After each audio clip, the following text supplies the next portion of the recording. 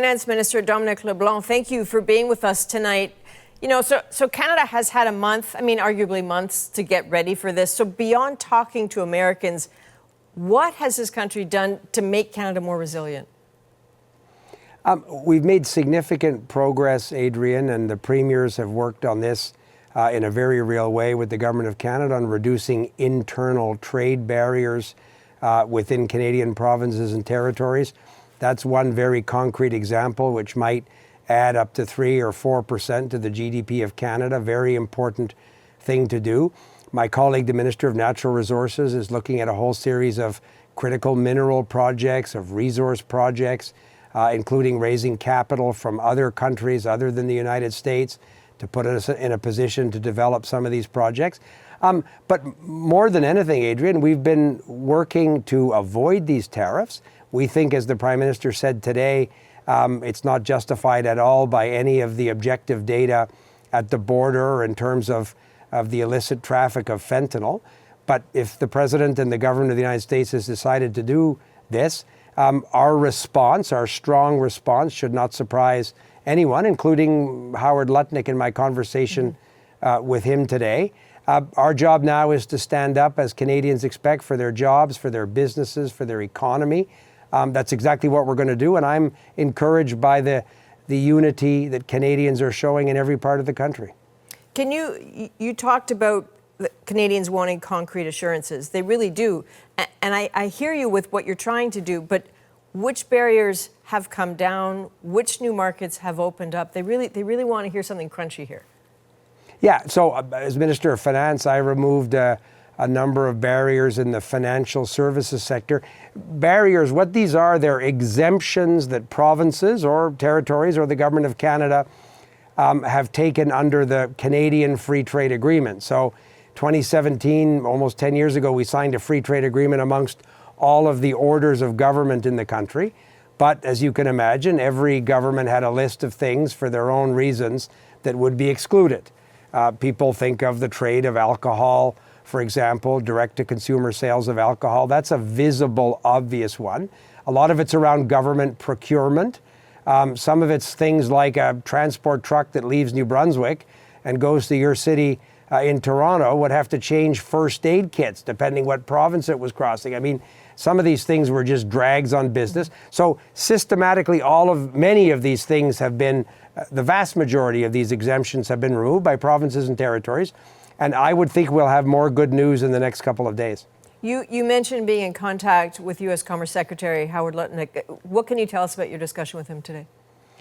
So I've maintained a rather open and frankly cordial relationship with Mr. Lutnick. We met at Mar-a-Lago at the original supper before Christmas with the Prime Minister and the President. I saw him again between Christmas and New Year's, again at Mar-a-Lago in Florida, and we've kept an ongoing conversation. Obviously on the weekend and yesterday, I wanted to talk to him to understand why the President had made this decision when we believe that all of what we were doing with the Americans at the border and in terms of the fight against fentanyl, which is entirely in Canada's interest, we thought that this was well received by the Americans and certainly a very significant effort by both governments. So I had a brief conversation with him earlier this afternoon. I'm going to talk to him again late tonight.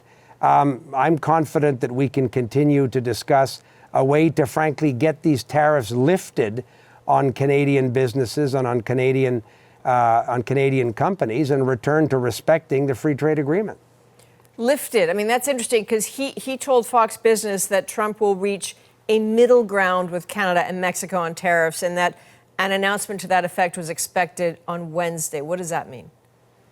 Again, I saw that comment of Howard's on Fox News. We're not interested in some sort of reduction of the tariffs. We want the free trade agreement with the United States and Mexico respected. And we'll continue to work with the government of the United States on issues once the tariffs are lifted and the respect of the free trade agreement is returned. So, and I said that to Mr. Lutnick, to Howard this afternoon. We'll see what they come back with as a conversation, but this is not meeting somebody sort of halfway or reducing the tariffs. We We want to ensure that Canadian goods and services can enter the United States free of tariffs. And the same thing, the tariffs that we put in place to respond to this unfair attack on our economy will also remain in place until the free trade agreement is respected. So the president posted another message today, I'm sure you saw it, effectively saying, can someone please explain to the prime minister that there will be reciprocal tariffs on retaliatory tariffs by a like amount, which I'm sure you have plenty of adjectives for. But there is an argument that when Canada imposes retaliatory tariffs, it will also hurt Canadians. And a lot of people want to know how this makes economic sense to do this. So I think we have to be honest with Canadians, Adrian, that the same people that say to us we need to defend the Canadian economy, stand up to this unfair American attack on our economy, the retaliatory tariffs will necessarily not be without pain for Canadian businesses. So we're conscious of that. We talked to the premiers about that today. I think everybody understands that.